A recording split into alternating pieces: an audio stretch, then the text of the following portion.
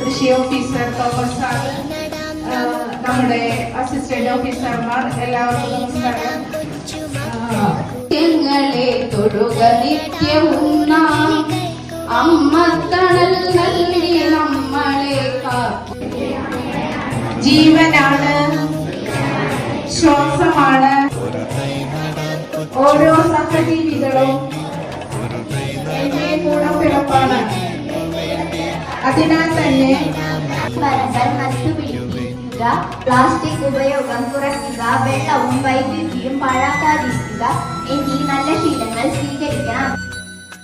ഇത് പ്രാണവായുവിനായി നടുന്നു, ഇത് മഴയ്ക്കായി തൊഴുതു നടുന്നു.